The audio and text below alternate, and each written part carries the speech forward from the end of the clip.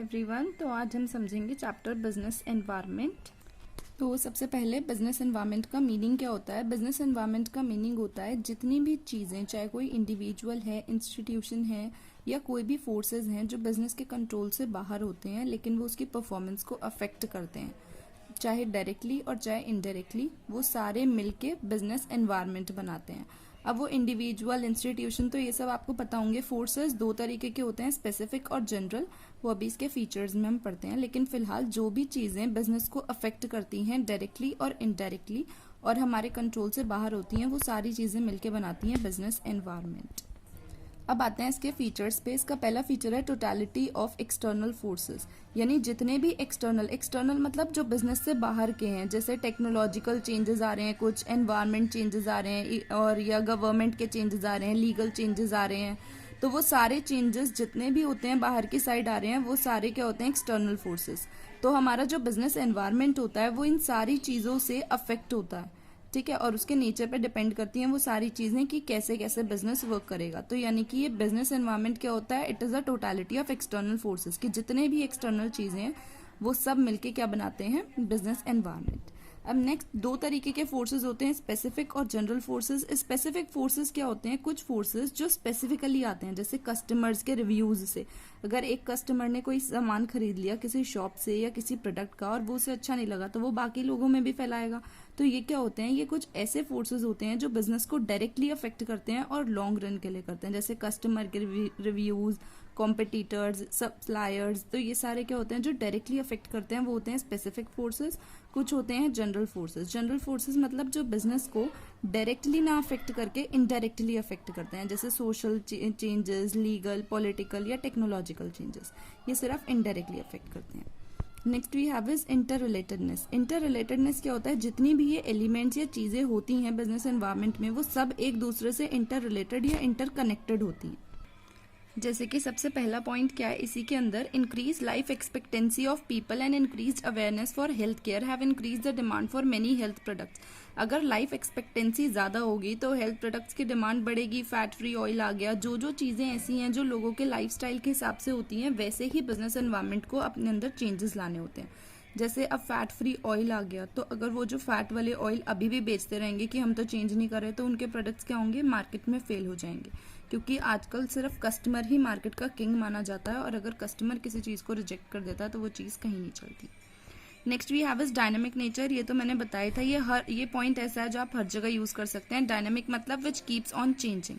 हमारा जो business environment है, कुछ इंटरनल और एक्सटर्नल फोर्सेज होते हैं, लेकिन ये जो फोर्सेज होते हैं ये आउट ऑफ कंट्रोल होते हैं, जो कभी भी चेंज हो जाते हैं और जो मार्केट की डिमांड होती है वो इसी के अकॉर्डिंग वर्क करती है। तो हमें अपने बिजनेस को ऐसा बनाना चाहिए कि जो भी एक्सटर्नल चेंजेस आए, चाहे वो सोशल हो, पॉलिटिकल हो, लीगल हो, हमारा बिजनेस उन चेंजेस को एक्सेप्ट कर सके और उसी के हिसाब से वर्क करे, वरना मार्केट फेल हो जाएगी। Next we have is uncertainty. Uncertainty मतलब जो बिजनेस चेंजेस आते हैं वो अनसर्टेन होते हैं। अगर आज हमने कोई प्लानिंग कर ली और वो प्लानिंग करी है आज के चेंजेस के मुताबिक और कल को प्लान्स चेंज करने पड़ सकते हैं, तो हमें अपने प्लान्स को या जो भी हम फ्यूचर हैपनिंग हो उसके लिए अपने आप को रेडी रखना चाहिए कि जो भी हमारे प्लान्स हो या चीज़ें हों, वो बिजनेस एनवायरनमेंट अनसर्टेन होता है, तो हम फ्यूचर को प्रिडिक्ट नहीं कर सकते, तो हमें अपने चेंजेस उसी के अकॉर्डिंग कर सकें, वरना हमारा प्लान पूरा फेल हो जाएगा।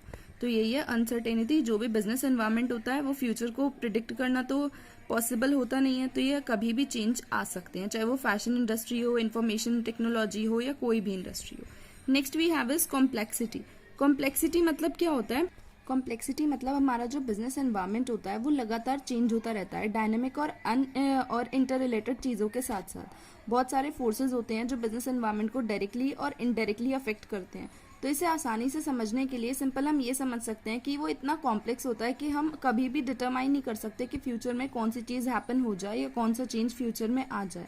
तो ये जो बिजनेस एनवायरनमेंट होता है वो बहुत ही कॉम्प्लेक्स होता है, हम इसे समझ नहीं सकते, क्योंकि जो भी चीज़ें होती हैं बिजनेस के अंदर वो डायनामिक होती हैं, यानी रोज रोज उसमें चेंजेस आ जाते हैं, और अनसर्टेन होती है, कौन सी चीज़ कब आ जाए किसी को पता नहीं होती।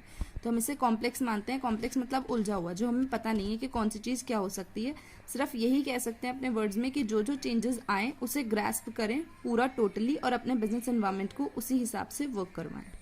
Next point we have is relativity. अब ये जो बिजनेस एनवायरनमेंट होता है ये रिलेटिव कंसेप्ट है। क्यों? क्योंकि ये हर कंट्री टू कंट्री या रीजन टू रीजन डिफर करता है, क्योंकि कई बार पॉलिटिकल सिचुएशंस यहाँ की कुछ और होती हैं, यूएसए की कुछ और होती हैं, चाइना की कुछ और होती हैं, तो हर जगह वो वेरी करेगा कि बिजनेस एनवायरनमेंट उसी तरह वर्क कर रहा है या नहीं। कई बार यहाँ जैसे अब लॉकडाउन यहाँ पर लगा हुआ है और जगह पे नहीं लगा हुआ था, फिलहाल हरियाणा में भी लग गया, तो सेम ऐसी इसमें कि कुछ बिजनेस जो होते हैं, बिजनेस एनवायरनमेंट वो रिलेटिव कंसेप्ट होता है, डिफर करता है हर country to country, region to region के कौन से पॉलिटिकल चेंजेस आ रहे हैं और कौन से नहीं। तो हर बिजनेस एनवायरनमेंट रिलेटिव होता है और उसे उसी बिजनेस एनवायरनमेंट के हिसाब से अपने आप को ढालना होता है जिस कंट्री का वो होता है। Next we have is importance of business environment, कि हमारे बिजनेस एनवायरनमेंट के क्या क्या इंपॉर्टेंस हैं, क्या क्या फायदे हैं हमारे बिजनेस एनवायरनमेंट के। ठीक है, अब इसका सबसे पहला पॉइंट है, it enables the firm to identify opportunities and getting the first mover advantage. अब देखो हर एक बिजनेस है, अब बिजनेस में बार बार रोने तो नहीं बैठ सकते कि भैया चेंजेस आ गए, हम कैसे इन चेंजेस को अडाप्ट करेंगे, ये चेंजेस हमारी समझ से बाहर हैं। तो वो डिपेंड करता है, अब जो इंसान जैसे मुकेश अंबानी है, वो इतने बड़े बिजनेस टाइकून है, तो उनके साथ ऐसा क्यों हुआ, उन्होंने जो भी अपॉर्चुनिटीज आई उन्हें थ्रेट समझने की जगह उसे अपॉर्चुनिटी समझा, जो भी चेंजेस आए और उसे तुरंत ग्रास्प कर लिया, तो इस वजह से वो लोग लीडर बन गए। तो सेम इसमें है कि जो भी चेंजेस आते हैं बिजनेस एनवायरनमेंट के थ्रू, जो भी पहला बिजनेस ऐसा होता है जो उसे एक अपॉर्चुनिटी की तरह समझता है और उसे सबसे पहला एडवांटेज लेकर फर्स्ट मूवर स्टेप लेता है, उन्हें फायदा मिल जाता है। तो सिर्फ यही नहीं समझना चाहिए, अपॉर्चुनिटीज मतलब जो भी पॉजिटिव एक्सटर्नल ट्रेंड या चेंजेस आते हैं तो उससे अपने बिजनेस एनवायरनमेंट को तुरंत इंप्रूव कर ले। जैसे देखो इसमें एग्जाम्पल दे रखा है मारुति उद्योग का, वो क्या है, स्मॉल कार मार्केट के लीडर हैं एक तरह से। क्यों? क्योंकि उन्होंने सबसे पहली नीड ली, लोगों ने ये तो सोच लिया कि भाई कार्स बनाते हैं कि इसके अंदर 4-4 जने 5-5 जने आराम से बैठ सकें, जिसकी थोड़ी बड़ी फैमिली है। अब उसके बाद उन्होंने ये तो सोचा नहीं जो मिडिल क्लास वाले हैं वो इतनी लग्जरी कार्स वगैरह कैसे अफोर्ड करेंगे, तो ये सबसे पहला मूवर एडवांटेज दिमाग चला के किसने लिया, मारुति उद्योग वालों ने। उन्होंने क्या सोचा, भैया सबने इतनी बड़ी बड़ी इतनी महंगी महंगी कार बना दी, एक एवरेज पर्सन के लिए नॉर्मल रेंज की कार भी तो होनी चाहिए, तो इन्होंने पहला स्टेप लिया और ऐसी स्मॉल कार बना दी मीडियम मिडिल क्लास पीपल लोगों के लिए। तो इससे क्या हुआ, इन्होंने अपनी थ्रेट्स को क्या समझा, अपॉर्चुनिटी समझा, और थोड़ा सा दिमाग का इस्तेमाल कर कर इन्होंने पहला मूवर एडवांटेज लेके उसको ग्रास्प कर लिया और आज ये क्या है, स्मॉल कार मार्केट्स के लीडर हैं। तो सेम इसीलिए कि जो भी फर्म हो वो अपनी जो भी अपॉर्चुनिटीज हैं आसपास उन्हें देखे, आइडेंटिफाई करे और पहला मूवर एडवांटेज ले ताकि उनके पूरे बिजनेस को प्रॉफिट हो सके। Next we have is it helps the firm to identify threats and early warning signals. ये क्या करता है, ये तो करता है, ये बिजनेस एनवायरनमेंट है हमारा जो कि कंटिन्यूसली डायनामिक रहता है, तो इसके अंदर कुछ ना कुछ थ्रेट्स भी होते हैं। तो बिजनेस का मेन मकसद क्या होना चाहिए, उन थ्रेट्स को हटा के उन्हें सिग्नल्स की तरह समझे कि भैया हमें ये सिग्नल्स मिल गए कि चेंजेस आने वाले हैं और वो चेंजेस किस वे में आने वाले हैं, किस फील्ड में आने वाले हैं, उसे देखकर तुरंत उसे सिग्नल की तरह वर्क कर कर अपने बिजनेस में चेंजेस ले आए, ताकि जो इंडियन मार्केट्स हैं, इंडियन फर्म्स हैं, कॉम्पिटिटर्स हैं, वो उनसे आगे ना निकलें। अगर कोई एक जना क्वालिटी को इम्प्रूव करने के लिए आया है तो ये उससे ज्यादा अलग चेंजेस लाएं ताकि बिजनेस एनवायरनमेंट में अपने आप को टिका कर रख सकें। ठीक है, ये पूरा पॉइंट इसी के ऊपर है। नेक्स्ट है it helps in trapping useful resources. ये तो है ही कि जितने भी हमारे बिजनेस के अंदर यूजफुल रिसोर्सेज होते हैं, जैसे फाइनेंस है, मशीनरी है, रॉ मटेरियल है, पावर है, तो इन सबको देखना कि जो भी हमारे बिजनेस के अंदर यूजफुल मटेरियल है, इनपुट्स और आउटपुट तो सबको पता है ना। इनपुट्स क्या होते हैं, जिनको हम यूज करके कोई काम करते हैं, जैसे रॉ मटेरियल, मशीनरी, पावर है वो। आउटपुट क्या होता है, जो हम जनरेट करके प्रोडक्ट बनाते हैं, उसको हम बोलते हैं आउटपुट बन के आया। तो यही है कि जितने भी हमारे यूजफुल रिसोर्सेज होते हैं इन्हें ट्रैप करने के लिए हेल्प करते हैं। पहले से ही वो सिग्नल्स मिल जाते हैं भाई ये चेंजेस आने वाले हैं, तो हम देखते हैं कि जो हमारे पास अवेलेबल मटेरियल है, इनपुट है, उससे हम क्या बेस्ट आउटपुट या रिटर्न दे सकते हैं ताकि हमारा जो भी हम रिटर्न्स दे रहे हैं वो हमें अच्छे प्रॉफिट्स दें। Next we have is it helps in coping with rapid changes. हमारा जो बिजनेस एनवायरनमेंट होता है वो डायनेमिक होता है, चेंजेस तो आते रहते हैं और बहुत ही फास्ट पेस में आते हैं, यानी बहुत जल्दी जल्दी चेंजेस आते हैं, क्योंकि आज की जो मार्केट है उसमें नए नए टेक्नोलॉजिकल डेवलपमेंट्स रोज रोज हो रहे हैं, और जब रोज रोज हो रहे हैं तो यानी चेंजेस भी रोज रोज आए दिन आते रहेंगे हर फील्ड के अंदर। तो हमारा जो बिजनेस एनवायरनमेंट होता है हमें उन चीज़ों को, उन चेंजेस को जल्दी से ग्रास्प कराने में हेल्प कराता है। क्योंकि अगर बाई चांस ऐसे हो, कोई बिजनेस है, अगर कोई ओल्ड टेक्नोलॉजी बेच रहा है तो वो भी चल रही है, जो न्यू बेच रहा है वो भी चल रही है, तो फिर न्यू वालों का काम ही क्या होगा, भैया ओल्ड वाली भी बिक रही है, नहीं कोई लोग अपने आप को एक्सेप्ट ही नहीं करवाएंगे उन चेंजेस के लिए। तो सेम इसके अंदर है कि ये जो बिजनेस एनवायरनमेंट है, यानी इसके अंदर जो चेंजेस आते रहते हैं वो हेल्प करते हैं बिजनेस वालों को भी और नॉर्मल पीपल को भी कि वो अपने आप को उन चेंजेस के साथ ढाल सकें और नए नए चेंजेस मार्केट के अंदर प्रिवेल कर सकें। Next we have is it helps in assisting in planning and policy formulation, कि जितनी भी प्लानिंग होती है, यानी प्लानिंग क्या होती है, जो भी बिजनेस एंटरप्राइज कुछ ना कुछ प्लानिंग और पॉलिसीज बनाती है अपने डिसीजन मेकिंग के लिए कि क्या क्या हम आगे के लिए करेंगे, तो ये उसमें हेल्प करती है कि वो अपनी प्लानिंग और फॉर्मुलेशंस अच्छे से कर सके। प्लानिंग भी इस तरह से करें कि अगर कोई नई सिचुएशन या नई कोई मार्केट के अंदर चीज आ जाती है तो उसे भी ग्रास्प कर सके, तो इससे हमारी प्लानिंग भी इंप्रूव होगी और पॉलिसीज भी इंप्रूव होंगी। Next we have is it helps in improving the performance, तो परफॉर्मेंस तो इंक्रीज होगी, क्योंकि अगर लोगों को भी पता है, बिजनेस वालों को भी पता है, एम्प्लॉयज को भी पता है कि हमारा जो बिजनेस एनवायरनमेंट है उसमें लगातार चेंजेस आ रहे हैं, तो वो धीरे धीरे हर चेंज को अडॉप्ट करते रहते हैं। बाई चांस व्हाट्सएप है, आजकल सारे लोग व्हाट्सएप यूज कर रहे हैं, तो उसके अंदर जो भी कोई छोटे छोटे माइनर चेंजेस आते हैं वो लोग वो तुरंत उसे ग्रास्प कर लेते हैं और तुरंत सीख लेते हैं, हाँ भाई ये छोटा सा चेंज आया, बाकी तो सेम ही है। अगर बाई चांस कोई कभी यूज ही ना किया हो किसी ने व्हाट्सएप, उसे क्या प्रॉब्लम आएगी, उसे अगर किसी को पता ही नहीं है कि पहले आईडी भी चाहिए, नंबर भी चाहिए उसे लॉगिन करने के लिए या कुछ, तो उसे तो कुछ भी नहीं पता, वो तुरंत नए नए चेंजेस की ये भी आ गया नया, ये आ गया नया, उसमें कैसे देखेगा। तो ऐसी सेम इसमें बिजनेस में है कि अगर हर एक इंडिविजुअल, चाहे वो एम्प्लॉय है, चाहे वो एम्प्लॉयर है, चाहे वो नॉर्मल इंडिविजुअल्स हैं, उन चेंजेस को समझते रहेंगे तो उससे उनकी परफॉर्मेंस भी एनहांस होगी और जो प्रोडक्टिविटी है वो भी इनहेंस होगी, क्योंकि लॉन्गर पीरियड ऑफ टाइम तक के लिए उनकी परफॉर्मेंस जो है वो इंप्रूव होकर रहेगी।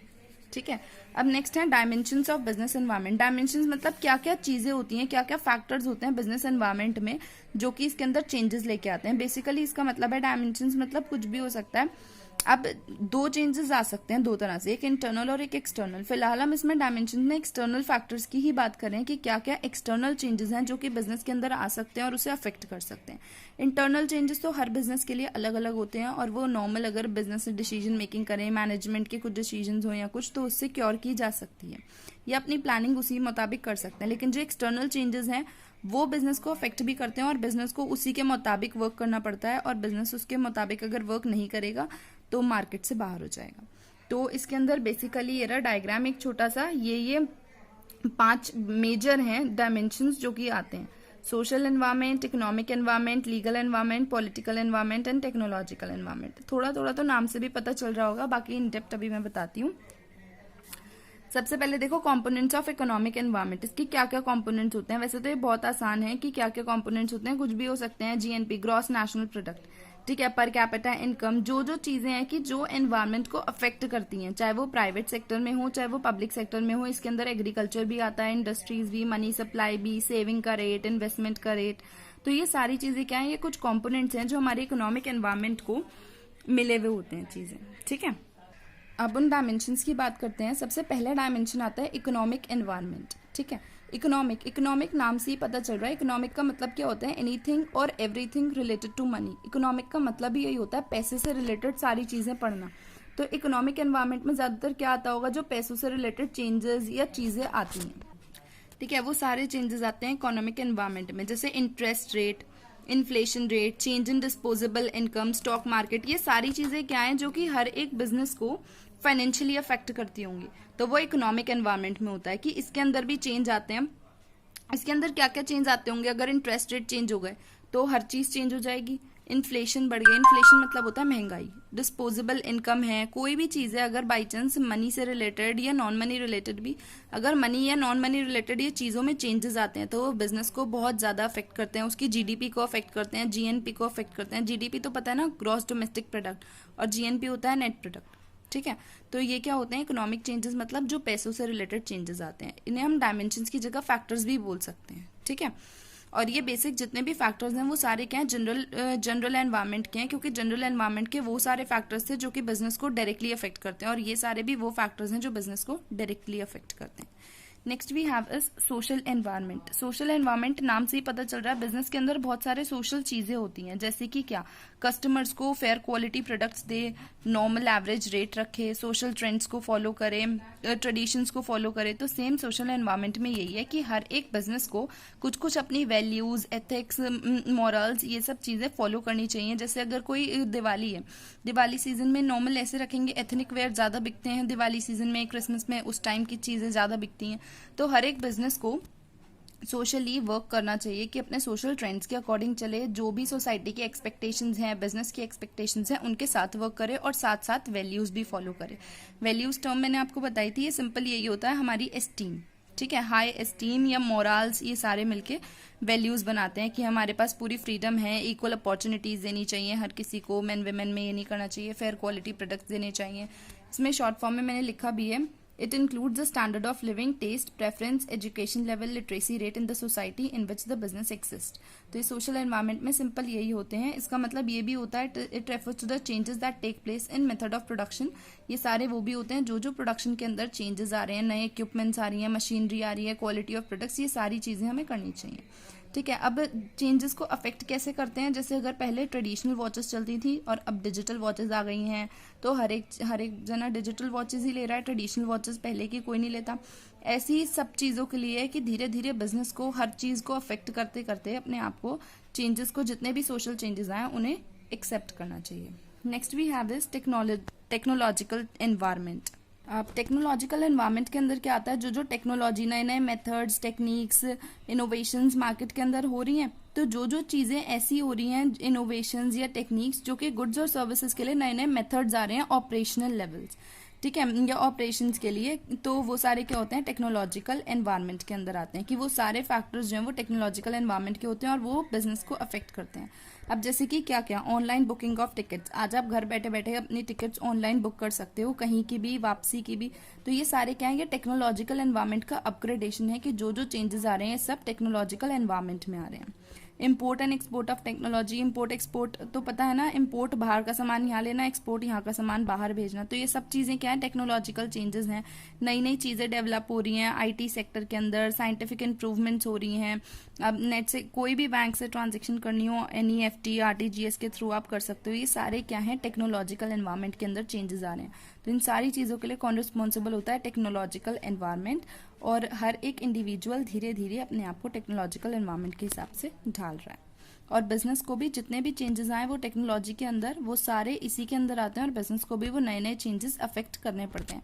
जैसे अब हर जगह पेटीएम, गूगल पे, फोन पे, ये सब चल रहा है, तो नॉर्मल लोग क्या कर रहे हैं, अब कैश अवॉइड कर रहे हैं इस टाइम, वैसे भी क्योंकि कोविड बहुत ज़्यादा फैल रहा है। तो ये बेसिक फंक्शन है कि अगर ये टेक्नोलॉजी अपग्रेड ही नहीं होती तो वो कैश सिस्टम ही होता हर जगह। तो ये भी हमारा क्या है, टेक्नोलॉजिकल एनवायरनमेंट का ही अपग्रेडेशन है। तो हर एक इंडिविजुअल्स भी और वो भी बिजनेस वाले भी टेक्नोलॉजी एनवायरनमेंट के हिसाब से चल के अपने आप को बिजनेस में ढाल रहे हैं। Next we have is political environment. Political नाम से ही पता चल रहा है, government policies, government affairs, government की सारी चीजों से रिलेटेड जो भी चेंजेस आते हैं वो किस एनवायरनमेंट में कहलाते हैं, पॉलिटिकल एनवायरनमेंट के अंदर। तो it is related to government affairs. जैसे कि क्या क्या, कोई भी टाइप्स ऑफ गवर्नमेंट बार बार चेंज होती रहती है हर 5 ईयर्स में, तो वो जो अपने चेंजेस लाएं, डिफरेंट ग्रुप्स के लिए लाएं, सोसाइटी के, बिजनेस ऑर्गेनाइजेशंस के लिए लाएं। जैसे जीएसटी का मेजर चेंज आया था 2017 में। तो ये सारे चेंजेस क्या हैं, ये पॉलिटिकल चेंजेस हैं और पूरे वर्ल्ड में अफेक्ट करते हैं जो चेंजेस आ जाते हैं। तो हर एक बिजनेस को उसी के हिसाब से करना पड़ता है। तो जो भी पॉलिटिकल अनस्टेबिलिटी या स्टेबिलिटी आती हैं या थ्रेट्स और अपॉर्चुनिटीज आती हैं, हर एक बिजनेस को उससे अफेक्ट भी करती हैं और उसे एक्सेप्ट भी करना चाहिए। Next we have is legal environment. Legal environment में क्या होता होगा, लीगल एनवायरनमेंट में वो होता है जो लाइसेंसिंग, फॉरेन ट्रेड लॉज या एक्ट्स या स्टेचुटरी वार्निंग्स किसी प्रोडक्ट को लेकर, इन सारी चीजों से रिलेटेड जो भी चीजें होती हैं लीगली, जो अफेक्ट करती हैं गवर्नमेंट के ऑर्डर्स के साथ। जैसे गवर्नमेंट में कुछ लीगल अथॉरिटीज बनाई गई हैं कि कोई भी चीज होगी तो वो सबसे पहले इस लेवल पे जाएगी, फिर कोर्ट में जाएगी। और गवर्नमेंट ने बहुत सारी रेगुलेशंस भी बनाई हैं प्रोटेक्ट करने के लिए, अलग अलग के लिए। जैसे कंपनी के लिए कंपनीज के लॉज फॉलो किए जाते हैं, उसके लिए जो एक्ट बनाया है वो क्या है, कंपनीज एक्ट। अब लोग जो होते हैं वो अब कहीं पे कोई एक्ट या कुछ तो बनाना पड़ेगा, हर एक चीज के लिए गवर्नमेंट ने एक्ट बनाया, वरना लोग तो हर चीज के लिए कहेंगे भैया कहाँ लिखा है ये कि ऐसा करना है। तो गवर्नमेंट में कोई भी चीज करने के लिए हर एक चीज के एक्ट बनाए हैं। जैसे कि हर एक वर्कर को वेजेस टाइम पे मिलने चाहिए, तो उसके लिए क्या बनाया गया, मिनिमम वेजेस उन्हें प्रोवाइड होने चाहिए उनके काम के लिए, तो उसके लिए मिनिमम वेजेस एक्ट बनाया। देखो ये बहुत सारे एक्ट्स के नाम भी लिखे हुए हैं इसके अंदर। फिर अगर इम्पोर्ट एक्सपोर्ट करना है उसके लिए क्या बनाया, फॉरेन एक्सचेंज मैनेजमेंट एक्ट बनाया। ट्रेड यूनियन के लिए ट्रेड यूनियन एक्ट बनाया। वर्कर्स को कंपनसेशन क्या होता है, अगर वहीं पे फैक्ट्री में काम करते हुए वर्कर्स को कुछ चोट लग गई या नुकसान हो गया तो जो एम्प्लॉयर होता है वो वर्कर्स को या वर्कमैन को कंपनसेशन प्रोवाइड करता है, तो उसके लिए क्या है, वर्कमैन कंपनसेशन एक्ट बनाया। अब इंडस्ट्री के अंदर अगर कुछ लड़ाइयाँ हो जाती हैं, कुछ उन्हें सेटल करने के लिए इंडस्ट्रियल डिस्प्यूट एक्ट बनाया। कंज्यूमर्स को प्रोटेक्ट करने के लिए कोपा एक्ट बनाया, जिसे हम कंज्यूमर प्रोटेक्शन एक्ट भी बोलते हैं। अब कंपटीशन एक्ट जो आया ये इसलिए आया, मोनोपोली कंट्रोल को हटा दिया और मोनोपोली से एक कंपटीशन एक्ट लेके आया कि एक इंडिविजुअल ही वर्क नहीं करेगा, और भी बहुत सारे इंडिविजुअल होंगे, ताकि कस्टमर्स के पास चॉइस भी हो और कंपटीशन भी हो कि वो जहां से चाहें वहां से कॉम्पिटिटिव रेट्स में सामान खरीद सकें। तो ये सेवरल एक्ट्स जो गवर्नमेंट ने बनाए हैं प्रोटेक्ट करने के लिए इंडिविजुअल को भी और बिजनेस को, ताकि वो अनफेयर वर्क्स ना कर पाए, वो सारे किसके अंदर आते हैं, लीगल एनवायरनमेंट के अंदर। ठीक है, तो इसके बेसिक 5 पॉइंट्स यही हैं कि laws to keep a check on advertising of product, कि कोई भी चीज़, अब एडवर्टाइजिंग होती है तो उसके अंदर कोई भी चीज़ गलत एडवर्टाइज नहीं कर सकते, किसी और प्रोडक्ट को नीचा नहीं दिखा सकते, सिर्फ अपने ही प्रोडक्ट की ये कर सकते हैं। तो वो भी किस वजह से है, क्योंकि उसके लिए भी लॉज बनाए गए हैं।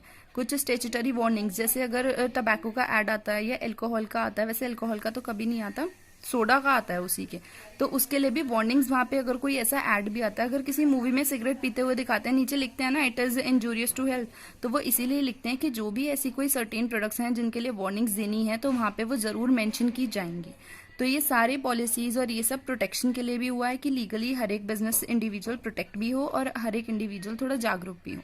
तो उसके लिए क्या है, सर्टेन एक्ट्स बनाए गए हैं, वो सारे एक्ट्स किसके अंदर बनाए गए हैं, लीगल एनवायरनमेंट के अंदर। अब है economic environment in India. India के अंदर जो इकोनॉमिक एनवायरनमेंट है, यानी पैसों से रिलेटेड जो भी एनवायरनमेंट है जिसके थ्रू ये चेंजेस आते हैं, वो सारे हम इन डेप्थ पढ़ेंगे कि पहले क्या था और अब क्या क्या चेंजेस आए हैं। अब देखो वो क्या क्या चेंजेस आए हैं। अब वो जो चेंजेस आए हैं ना, the economic environment of business in India has steadily changing mainly due to government policies. Government ने बहुत सारी ऐसी पॉलिसीज लेके आई है जिससे जो भी हमारा ये इकोनॉमिक एनवायरनमेंट है उसके अंदर चेंजेस हो सके। देखो at the time of independence, जब देश जो है वो तुरंत तभी आज़ाद हुआ था, तो इंडिया की जो इकोनॉमी थी वो मेनली क्या थी, एग्रीकल्चरल और रूरल थी। ठीक है, ज़्यादातर ये तो सबको ही पता है, तुमने इकोनॉमिक्स में भी पढ़ा होगा कि इंडिया में सबसे ज़्यादा जितना भी शेयर आता था जीडीपी के लिए कंपेयर होने के लिए, वो सबसे ज़्यादा एग्रीकल्चर और रूरल एरिया से आता था, क्योंकि ज़्यादातर लोग जो थे वो खेती बाड़ी में ही एंगेज थे। देखो इसमें लिखा भी अबाउट 70% ऑफ वर्किंग पॉपुलेशन, जितने भी लोग काम कर रहे थे उसमें से 70% लोग जो एम्प्लॉयड थे वो खेती बाड़ी में ही एम्प्लॉयड थे। 85% जो पॉपुलेशन थी वो सारे गाँव में रह रहे थे, और हर जगह जहाँ पे भी प्रोडक्शन हो रही थी वो बहुत ही लो प्रोडक्टिविटी बेस पे हो रही थी, क्योंकि कोई टेक्नोलॉजी ही नहीं थी, और जो कैरिड आउट भी होती थी वो इरेशनल होती थी। इरेशनल मतलब कुछ नहीं पता था, कितने भी वर्कर्स एम्प्लॉयड घुसे पड़े हैं, पूरी फैमिली के भी एक्स्ट्रा भी, और कोई टेक्नोलॉजी नहीं है, अपनी मर्जी से सब काम कर देते थे। नेक्स्ट है कम्युनिकेबल डिजीज वर वाइड स्प्रेड। कम्युनिकेबल डिजीज क्या होती हैं, जो इजीली ट्रांसफर की जा सकती हैं एक इंडिविजुअल से दूसरे में, जो बहुत जल्दी फैलती हैं। वो क्यों होती हैं, क्योंकि हमारा एक तो वहाँ पे हेल्थ सिस्टम कुछ नहीं था, सब अपनी मर्जी से कुछ भी कर रहे हैं, कैसे भी कर रहे हैं, खराब तरह से, कोई कहने वाला नहीं था, और बहुत ही गंदा हेल्थ सिस्टम था, क्योंकि ज्यादा हॉस्पिटल्स और ये सब थे ही नहीं। बहुत पहले की बात है, जब हमारा इंडिपेंडेंस ही हुआ था, यानी 1947 की बात है, तो ज्यादातर ये सारे जितने भी लोग थे एग्रीकल्चर में ही एम्प्लॉयड थे। फिर धीरे धीरे गवर्नमेंट ने सोचा कि हम चेंजेस लेके आते हैं। अब वो चेंजेस लाते कैसे, फैक्ट्रीज या कुछ दिमाग में आया कि कुछ फैक्ट्रीज या बड़ी बड़ी चीजें सेटअप कर देते हैं ताकि उसके थ्रू चेंजेस ला सकें। तो गवर्नमेंट ने इस इकोनॉमिक प्रॉब्लम्स, ये सारी प्रॉब्लम्स देखी जो ऊपर मैंने बताई हैं 5 की, ज्यादातर लोग एग्रीकल्चर में एम्प्लॉयड थे, कोई हेल्थ सिस्टम नहीं था, ये सब। तो गवर्नमेंट ने प्लान्स बनाने शुरू करे और उन्होंने सोचा कि हम इन प्रॉब्लम्स को हमारी कंट्री से दूर करते हैं। तो कुछ स्टेप्स लिए इन सारी सिचुएशंस को कंट्रोल करने के लिए। अब गवर्नमेंट ने क्या सोचा प्लानिंग के बाद, कि हम जो प्राइवेट सेक्टर है, ज़्यादातर प्राइवेट सेक्टर में ही एंगेज थे लोग, अगर अपने आप काम कर रहे हैं गवर्नमेंट के अंदर में नहीं कर रहे तो वो प्राइवेट सेक्टर कहलाता है। तो गवर्नमेंट ने सोचा कि हम क्या करते हैं, ये जो हमने इतनी सारी खुली आज़ादी दे रखी है प्राइवेट सेक्टर को, उसे थोड़ा रिड्यूस कर देते हैं। तो जो हमने अपने डेवलपमेंट प्लान्स बनाए उसके मेन ऑब्जेक्टिव्स क्या थे, ये देखो ये रहा, the main objectives of India's development plans were. अब ये जो हमारे डेवलपमेंट प्लान्स बने, इसके बेसिक हमने जो ऑब्जेक्टिव्स रखे वो क्या रखे, rapid economic growth to raise the standard of living, कि इकोनॉमिक ग्रोथ इस तरह से की जाएगी ताकि हमारा स्टैंडर्ड ऑफ लिविंग इंप्रूव हो, अनएम्प्लॉयमेंट कम हो और पॉवर्टी भी कम हो, गरीबी। ठीक है, पॉवर्टी मतलब होता है गरीबी, अनएम्प्लॉयमेंट मतलब बेरोजगारी। बिकम सेल्फ रिलायंट, हम अपने पैरों पर खड़े हों, and set a strong industrial base with emphasis on heavy and base industries या बेसिक इंडस्ट्रीज। तो जितने भी हम लोगों ने, गवर्नमेंट ने ऐसे प्लान्स बनाए कि इंडिया जो है वो अपने खुद बलबूते पे खड़ा हो और बड़ी बड़ी इंडस्ट्रीज या ये कुछ बना सके, ताकि हमारी जो इनकम और वेल्थ है उसमें जो इतनी इनइक्वालिटीज है उसे हम रिड्यूस कर सकें। Adopt a socialist pattern of development. Socialist pattern मतलब जो इक्वालिटी पे बेस्ड था, सोशल चीजें, कि कोई भी ऐसे ना हो कि भैया ये नीच जात का है, ये ऊंची जात का है, कास्ट क्रीड के बेसिस पे किसी को भी डिटर्मिनेशन नहीं किया जाए। तो ये बोला कि हम सोशलिस्ट पैटर्न अडॉप्ट करेंगे ताकि एक्सप्लॉयटेशन वगैरह किसी का भी ना हो। ठीक है, और उसके अकॉर्डिंग वर्क किया गया। फिर उसके बाद हमने देखा कि क्या क्या हमारी सोसाइटी में हो रहा है। ये मेन ऑब्जेक्टिव्स रखे 4 कि वो सारी जो अभी ऊपर प्रॉब्लम्स थी उन 5 प्रॉब्लम्स को पहले जो थी उन्हें सॉल्व करने के लिए ये सारे ऑब्जेक्टिव्स रखे। अब देखो जितने भी थे ये जैसे जैसे ये प्लानिंग करी गवर्नमेंट ने ज्यादातर रोल किसे दे दिया, पब्लिक सेक्टर को इंफ्रास्ट्रक्चर के लिए, कि जो भी आप ये इंफ्रास्ट्रक्चर वगैरह बनाओगे वो प्राइवेट सेक्टर के अंडर में ना देके पब्लिक सेक्टर के अंडर में दिया। क्यों? अब जैसे प्राइवेट सेक्टर है वो तो हाई डिमांड, हर एक इंडिविजुअल क्या सोचता है, अरे मैं पैसा लगा रहा हूँ भैया डबल कमाऊंगा, तो वो डबल रेट रखता है। तो गवर्नमेंट ने सोचा अगर मैं ऐसी चीजें जैसे रेलवेज था ये अपने अंडर में ना रख के किसी इंडिविजुअल को दे दूंगा तो वो तो प्रॉफिट मैक्सिमाइजेशन करेगा, और जो मिडिल क्लास हैं या लोअर लोग हैं तो वो लोग तो इसे अफोर्ड ही नहीं कर पाएंगे। तो इस वजह से गवर्नमेंट ने कुछ इंडस्ट्रीज या इंफ्रास्ट्रक्चर्स अपने हाथों में रखा। ठीक है, अब यही है, देखो इन 1991 the economy faced a serious foreign exchange crisis. 1991 के अंदर हमें बहुत सारे फॉरेन एक्सचेंज क्राइसिस आ गए थे जिससे गवर्नमेंट का डेफिसिट बहुत ज्यादा बढ़ गया था। 2 चीजें होती हैं, एक गवर्नमेंट रेवेन्यू और एक गवर्नमेंट डेफिसिट। रेवेन्यू होता है जब गवर्नमेंट को बहुत ज्यादा फायदा होता है, ठीक है, जब हमारी इनकम ज्यादा होती है, ऐसी गवर्नमेंट के साथ में होता है, वो कंपेयर करते हैं, अगर उनका रेवेन्यू ज्यादा होता है तो गवर्नमेंट का रेवेन्यू कहलाता है। डेफिसिट मतलब अगर कमी हो जाती है तो वो डेफिसिट कहलाता है। ठीक है, तो इससे क्या हुआ, बहुत सारे क्रॉप जो थे उसके प्राइसेस बढ़ गए, क्योंकि जब गवर्नमेंट के पास कुछ पैसा ही नहीं है, उल्टा और घट रहा है, तो उसे कुछ ना कुछ तो प्राइजेस या कुछ बढ़ा के अपने क्रॉप्स वगैरह बम्पर करने पड़े। जब गवर्नमेंट ने देख लिया कि मुझे बहुत ज्यादा एनवायरमेंट क्राइसिस आ रहे हैं तो गवर्नमेंट ने सोचा कि मैं इन सारे रिफॉर्म्स को ही हटा देता हूँ, एक नई पॉलिसी को डेवलप करता हूँ जिसके नए ही ऑब्जेक्टिव्स रखूंगा। और गवर्नमेंट में सारी सिचुएशन दोनों बार चेंज करने के बाद जो चेंजेस रखे उसके बाद एक नई इंडस्ट्रियल पॉलिसी लेकर आए जिसका नाम रखा न्यू इंडस्ट्रियल पॉलिसी। और ये कब आई थी? इन जुलाई 1991। ये सबसे इंपॉर्टेंट क्वेश्चन है, एग्जाम में भी आ सकता है कि what are the features of new industrial policy of July 1991। ठीक है, तो गवर्नमेंट ने एक नई इंडस्ट्रियल पॉलिसी को अनाउंस कर दिया 1991 के अंदर, जिसके फीचर्स क्या थे? The government reduce the number of industries in the compulsory licensing to 6। कुछ इंडस्ट्रीज ऐसे होती हैं जिन्हें गवर्नमेंट से कंपलसरी लाइसेंस लेना ही लेना पड़ता है, जैसे कि क्या, अल्कोहल वाली हैं, लिकर शॉप्स हैं, ये सारी जितनी भी इंडस्ट्री होती हैं, सिगरेट, सिगार, एटॉमिक। ठीक है, तो ये जो भी इंडस्ट्रीज होती हैं इन सबको स्टार्ट करने से पहले या सामान बेचने से पहले गवर्नमेंट का लाइसेंस लेना पड़ता है। और भी बहुत सारी थी, तो गवर्नमेंट ने सिंपल इन सारी इंडस्ट्रीज को रिड्यूस करके कंपलसरी लाइसेंसिंग लिस्ट में सिर्फ 6 को डाल दिया। Many of the industries reserve for public sector were earlier policies were D reserve. जो चीजें या इंडस्ट्रीज जो थी जो पहले सिर्फ पब्लिक सेक्टर के लिए ही रिजर्व थी, अब उन्हें डी रिजर्व कर दिया कि उसके अंदर प्राइवेट लोग भी अपनी इन्वेस्टमेंट घुसा सकते हैं, क्योंकि अगर एक प्राइवेट इंडिविजुअल है वो ध्यान भी ज्यादा देगा, सामान अच्छे से बनाएगा, तो इस वजह से कुछ इंडस्ट्रीज को डी रिजर्व कर दिया था कि अब वो पब्लिक की जगह प्राइवेट भी ले सकते हैं। और वो सिर्फ 4 इंडस्ट्रीज ऐसी रह गई थी जो कि लिमिटेड थी पब्लिक सेक्टर के लिए, वरना बाकी सारी इंडस्ट्रीज जो थी वो पब्लिक और प्राइवेट दोनों के लिए ओपन कर दी थी। नेक्स्ट है डिसइन्वेस्टमेंट। डिसइन्वेस्टमेंट मतलब क्या होता है? जो शेयर्स में इन्वेस्ट किया हुआ था उसमें से निकाल लिया और प्राइवेट वालों को भी मौका दिया कि अब ज्यादातर चीजें तुम भी इन्वेस्ट कर सकते हो। Policies toward foreign capital was liberalised. अभी हम ये 3 चीजें पढ़ेंगे कि प्राइवेटाइजेशन, ग्लोबलाइजेशन एंड लिबरलाइजेशन की ये सारी क्या थी। तो जो भी पॉलिसीज थी फॉरेन कैपिटल की उन्हें हमने लिबरलाइज कर दिया था। लिबरलाइज का मतलब होता है free from all unnecessary restrictions, कि जितनी भी रेस्ट्रिक्शंस हैं आलतू फालतू की वो सब गवर्नमेंट ने हटा दी फॉरेन कैपिटल से, कि अब जिसको भी है वो डायरेक्टली एफडीआई के अंदर इन्वेस्ट कर सकता है, चाहे वो पब्लिक हो चाहे प्राइवेट हो, हर किसी के पास इक्विटी पार्टिसिपेशन होगा। इक्विटी मतलब इक्वल पार्टिसिपेशन होगा। नेक्स्ट है automatic permission was now granted for technological agreements with foreign companies. सबको ऑटोमेटिक परमिशन मिल गई थी, जिसको भी जो टेक्नोलॉजी मिल रही है वो फॉरेन कंपनीज के साथ डील करे ताकि गवर्नमेंट को सबसे ज्यादा से ज्यादा फायदा हो सके और हमारी ग्रॉस प्रोडक्ट इंक्रीज हो सके। नेक्स्ट है foreign investment promotion board, FIPB की शॉर्ट फॉर्म है। ये बना दिया गया था। ये क्यों बनाया गया था? ये बोर्ड इसलिए बनाया था ताकि फॉरेन इन्वेस्टमेंट अच्छे से प्रमोट किया जा सके और हर लोगों को इसके बारे में कंप्लीट जानकारी मिल सके जिसको इन्वेस्ट करना है, क्योंकि जो प्राइवेट वाले थे वो नया इन्वेस्ट करना सीख रहे थे, तो उससे जो भी प्रॉब्लम्स आती हैं, चीजें आती हैं, चैनलाइज करते प्रमोशन के लिए, सब इसके थ्रू हो रही थी। तो गवर्नमेंट ने बहुत सारे अप्रोप्रिएट मेजर्स लिए ताकि ये जो ऑब्स्टैकल्स आई थी हमारी ग्रोथ और एक्सपेंशन के अंदर इंडस्ट्रियल यूनिट्स के थ्रू उन्हें बढ़ाया जा सके और बड़े बड़े इंडस्ट्रियल हाउसेज या यूनिट्स सेटअप हो सके, ताकि गवर्नमेंट को रेवेन्यू ज्यादा हो और लॉसेस या डेफिसिट कम हो। ठीक है, नेक्स्ट है तीन मेजर चेंजेस लेके आए थे। इनके नाम क्या रखे थे? Liberalisation, privatisation and globalisation. इन तीनों की डेफिनेशन भी, इनके पॉइंट्स भी, फीचर्स भी, ये बहुत इंपॉर्टेंट है, एग्जाम में आ जाते हैं कि ये क्या क्या थे। लिबरलाइज मतलब जितने भी लाइसेंसिंग वगैरह का परमिशन चाहिए होती थी वो सब गवर्नमेंट ने हटा दी थी कि अब फ्री हो, कोई लाइसेंस, परमिट्स और इन सब चीजों की जरूरत नहीं है, तो वो होता है लिबरलाइजेशन।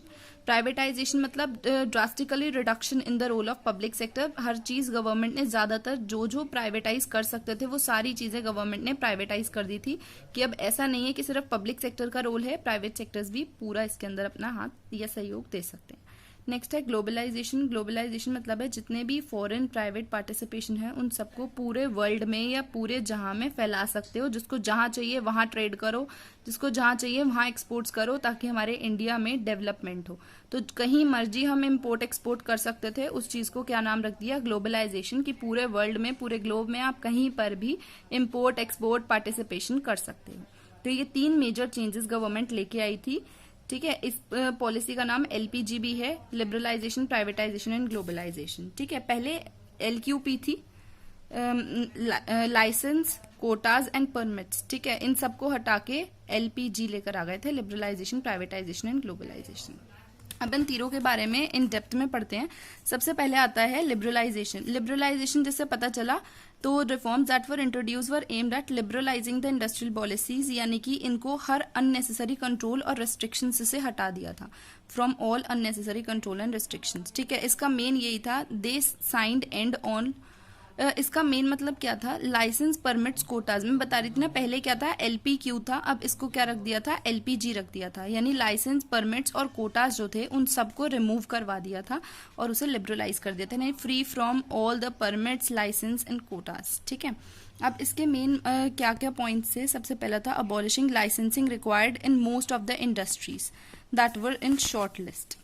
ठीक है, जितनी भी चीजें शॉर्ट लिस्टेड इंडस्ट्रीज थी, यानी जो गवर्नमेंट के हाथ में थी, अब वो ज्यादातर गवर्नमेंट ने क्या कर दी थी? प्राइवेटाइज कर दी थी, एक्सेप्ट द 6। ठीक है, नेक्स्ट है freedom in deciding the same of business activity. अगर कोई भी एक्सपेंशन वगैरह की कोई भी चीज है बिजनेस से रिलेटेड तो वो कोई भी इंडिविजुअल कर सकता है। रिमूवल ऑफ रिस्ट्रिक्शन और movement of goods and services. अगर कहीं से भी किसी भी सामान को या किसी सर्विस को मूव करना है यहाँ से कहीं और या कुछ, कोई भी रिस्ट्रिक्शंस की जरूरत नहीं है उसके अंदर। नेक्स्ट है freedom in fixing the price of goods and services. हर किसी को फ्रीडम दे दी कि अपने प्राइजेस वो कुछ भी हो, किसी भी प्रोडक्ट की वो खुद सेट कर सकता है। ऐसे ना हो बियॉन्ड लिमिट की कोई चीज 10 रुपए में हर कोई दे रहा है, हम 100 रुपए सेट कर रहे हैं, भाई हम तो 100 रुपए में देंगे, तो नॉर्मल रेंज के prices. Reduction in tax rates, की जितने भी टैक्स रेट थे इधर उधर कंट्रोल करने के लिए वो हटा दिए। Simplifying the procedures of import and export. Import export के जो भी प्रोसीजर्स थे उन सबको हटा दिया था। Making it easier to attract foreign capital and technology, ताकि जो भी फॉरेन टेक्नोलॉजी या कैपिटल क्या होता है? मनी, कोई भी इन्वेस्ट करे फॉरेन मार्केट से यहाँ तो वो आसानी से किया जा सके, क्योंकि अगर बहुत ज्यादा इम्पोर्ट एक्सपोर्ट में प्रोसीजर्स होंगे या कुछ तो लोग कतराएंगे, ना यहाँ के लोग एक्सेप्ट करेंगे ना बाहर के, तो उस प्रोसीजर को भी रिड्यूस कर दिया था इम्पोर्ट एक्सपोर्ट के और इजी कर दिया था कि वो कैपिटल और टेक्नोलॉजी आसानी से ला सके। अब आते हैं प्राइवेटाइजेशन पे। प्राइवेटाइजेशन क्या था? सेट ऑफ न्यू, जितना भी रोल था प्राइवेट सेक्टर का वो सारा, पब्लिक सेक्टर का सॉरी, उन सबको रोल को ज्यादातर प्राइवेटाइज कर दिया था कि वो अब प्राइवेट सेक्टर के पास भी वो रोल है कि प्राइवेट सेक्टर वाले भी इस चीज को बहुत आसानी से अपने अंडर में ले सकते हैं और जो जो उनका मन है, जो पब्लिक वाले कर सकते थे वो सब अब प्राइवेट सेक्टर वाले भी कर सकते हैं। इसमें बहुत ज्यादा फीचर्स या पॉइंट्स नहीं है, सिंपल यही है कि द टर्म डिसइन्वेस्टमेंट, एक डिसइन्वेस्टमेंट और आई है। डिसइन्वेस्टमेंट मतलब यही है कि जितने भी इस शेयर्स में या चीजों के अंदर पब्लिक सेक्टर का रोल था और उन्होंने इन्वेस्ट करे हुए थे वो सारे हटाकर अब प्राइवेट सेक्टर एंटरप्राइजेस को भी पूरे दे दिए थे। डिसइन्वेस्टमेंट टर्म भी आ जाती है कि एक्सप्लेन द टर्म डिसइन्वेस्टमेंट, ये किसके अंदर था?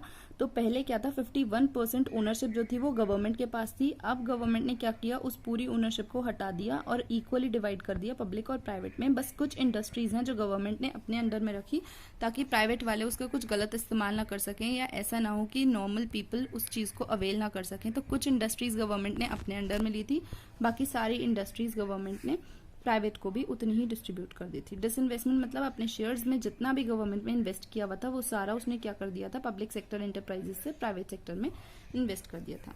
Next we have is globalisation. Globalisation का मतलब क्या होता है? Integration of various economies with the world leading to the emergency of cohesive economy, इसका मतलब सिंपल ये है कि जितने भी इकोनॉमी में लोग हैं, वर्ल्ड में लोग हैं, वो सारे आपस में एक दूसरे से इंटरकनेक्टेड और इंटर रिलेटेड हो सकें, ताकि जो भी ये लाइसेंसिंग, टैरिफ्स, कोटाज, ये सारी चीज़ें ये सब हट गई थी लिबरलाइजेशन और उसमें, और जो भी हमारी इम्पोर्ट एक्सपोर्ट पॉलिसीज़ हैं वो अच्छे से वर्क कर सकें। तो इसमें यही आता है globalisation, it involves increase level of interaction और इंटरडिपेंडेंस, कि हम एक दूसरे पे इंटरैक्ट करें, एक दूसरे से इंटरडिपेंड हों, ताकि नई नई चीज़ें, चेंजेस हमारी इकोनॉमी में भी और उनकी इकोनॉमी में भी जाते रहें। देखो अब इसके अंदर आते क्या क्या है, इसके अंदर ये आता है free flow of goods and capital. इसके फायदे क्या क्या हैं कि आसानी से गुड्स और सर्विसेज इधर उधर चले जाएंगे, कैपिटल इधर उधर आ सकती है, नई नई टेक्नोलॉजी, इन्फॉर्मेशन आएगी, लोग इधर से उधर किसी भी बॉर्डर में जा सकते हैं, ठीक है, और जितने भी मैकेनिज्म है, डिस्प्यूट्स वगैरह लड़ाइयाँ, वो थोड़ी सेटल हो जाएंगी, और एक गुड गवर्नेंस सेटअप हो जाएगा कि ग्लोबली हम लोग किसी के साथ भी इंटरैक्ट कर सकते हैं, किसी के साथ भी कुछ बोल सकते हैं। तो ये धीरे धीरे लाइसेंस, परमिट्स और कोटाज ये सब हटा के ग्लोबलाइज हो सकते हैं कि पूरी वर्ल्ड इकोनॉमी एक ही है, किसी के साथ भी डील कर सकते हैं और सारी इकोनॉमीज को ढेर सारा प्रॉफिट होगा, टेक्नोलॉजिकल इन्फॉर्मेशन चेंज होंगी, कैपिटल बढ़ेगा, ठीक है। नेक्स्ट है impact of government policy changes on business and industries. अब ये जो गवर्नमेंट पॉलिसी में बहुत सारे चेंजेस आते हैं, इससे हमारी बिजनेस इंडस्ट्रीज को उस पर क्या इम्पैक्ट होता है या क्या इफेक्ट पड़ता है उन चेंजेस का। सबसे पहली चीज़ इंक्रीजिंग कंपटीशन, उससे कंपटीशन बढ़ता है। जब नई नई चीज़ें आएंगी, लाइसेंस, कोटाज वोटाज हट जाएंगे, नए नए इंडिविजुअल्स आएंगे उसके अंदर, तो नए नए इंडिविजुअल्स आएंगे तो कंपटीशन अपने आप ही बढ़ेगा, और कंपटीशन बढ़ेगा तो लोगों के पास बहुत सारे ऑप्शंस होंगे, यानी कंज्यूमर्स के पास, कि वो नई नई चीज़ों को अडॉप्ट कर सकें, नए नए चेंजेस या चीज़ें अवेल कर सकें, और वो भी फेयर रेट्स या फेयर प्राइसेस में। नेक्स्ट है मोर डिमांडिंग कस्टमर्स, नए नए कस्टमर्स आएंगे, हर एक कस्टमर वेल इन्फॉर्म्ड होगा, मोर डिमांडिंग होगा, नई नई चीज़ें लाएंगे, नई नई चॉइसेस लाएंगे, तो उससे हमारी क्वालिटी भी चीज़ों की इंप्रूव होगी। नेक्स्ट है rapid changing technological environment. Technological environment में सबसे ज़्यादा मेजर चेंज आते हैं, क्योंकि लोग जो हैं वो अपने आप को और टेक्नोलॉजीज, नई नई टेक्नोलॉजीज़ को डेवलप करने में भी हेल्प कर रहे हैं और उन्हें अवेल करने के लिए भी सारी अपॉर्चुनिटीज़ कर रहे हैं। तो नई नई टेक्नोलॉजी, मशीन्स, मेथड्स, नई नई इनोवेशंस आएंगे, जिससे हमारा एनवायरनमेंट भी अच्छा होगा और लोगों का दिमाग भी ज़्यादा चलेगा। नेक्स्ट है necessity for change. Necessity for change मतलब पहले जो चेंजेस आते थे, कुछ लोग उसे एक्सेप्ट करते थे, कुछ लोग एवं ही चलते रहते थे, लेकिन आज के न्यू एरा के अंदर, जैसे 1991 के बाद न्यू इंडस्ट्रियल पॉलिसी आ गई, सब कुछ चेंज हो गया, नई चेंजेस आ गए, नई पॉलिसीज आ गई, तो हर कोई उस चेंज को एक्सेप्ट करा था और उस चेंजेस के मुताबिक नए नए चेंजेस को भी अपने बिजनेस एनवायरनमेंट के अंदर घुसा रहा था। नेक्स्ट है need for developing human resources. अब सारी चीज़ें चेंज हो रही थी, तो नए नए ह्यूमन रिसोर्सेज भी चेंज होंगे। ह्यूमन रिसोर्सेज मतलब नए नए ट्रेनीज, पर्सोनल आएंगे, जिन लोगों के पास इन सारी चीज़ों की नॉलेज होगी और वो अपने और भी दिमाग चलाएंगे, ताकि ये ह्यूमन रिसोर्सेज और डेवलप हो सके और नई नई टेक्नोलॉजी या चीज़ें या चेंजेस, इनोवेशंस ला सकें। नेक्स्ट है मार्केट ओरिएंटेशन। मार्केट ओरिएंटेशन क्या होता है? नई नई फर्म्स, नई नई चीज़ें। पहले क्या होता था, फर्म सिर्फ एक प्रोडक्ट बनाती थी और उसके बाद उसे मार्केट में बेच देती थी, लेकिन आज क्या है, प्रोडक्शन ओरिएंटेड मार्केट की जगह कंज्यूमर ओरिएंटेड मार्केट आ गई। कि पहले जो मार्केट्स होती थी वो सिंपल ये है, हमने बनाया और हम देखेंगे भैया लोगों को पसंद आता है या नहीं। अब क्या है, लोगों के डिमांड्स पे जाते हैं। नए नए लोग कह रही, जो बिजनेस आते हैं न्यू वो क्या करते हैं, वो घर घर जाके सर्वेज भी करते हैं कि आपको इस प्रोडक्ट में क्या अच्छा लगा, क्या चेंजेस आप इसके अंदर पसंद करेंगे। वो ऐसा क्यों करते हैं? ताकि कस्टमर्स के डिमांड और रिव्यूज ले सके कि क्या क्या कस्टमर अपने प्रोडक्ट के अंदर चाहता है, और उसके बाद वो अपने नए प्रोडक्ट लॉन्च करने से पहले वो सारे फीचर्स करते हैं कि कम से कम कॉस्ट में उन चीज़ों को या फीचर्स को अवेल कर सकें, ताकि कंज्यूमर्स के मुताबिक प्रोड्यूस करें। तो यानी मार्केट ओरिएंटेशन मतलब मार्केट में भी चेंज आया है। पहले क्या होता था, प्रोडक्शन ओरिएंटेड थी, और अब क्या हो गया, मार्केट ओरिएंटेड, की मार्केट के मुताबिक या कंज्यूमर्स की डिमांड के मुताबिक, जो कि कंटिन्यूसली चेंज होती रहती है, वैसे ही प्रोडक्ट्स को इनोवेट करा जाता है। So by this the chapter ends. अगर तब भी कोई प्रॉब्लम होती है कुछ, तो you can mention it in the comment section. मैं वो वाला टॉपिक दोबारा से एक्सप्लेन कर दूंगी। Thank you so much for watching the video. If you like the video and want more, so please do like, share and subscribe my channel for upcoming videos. Thank you.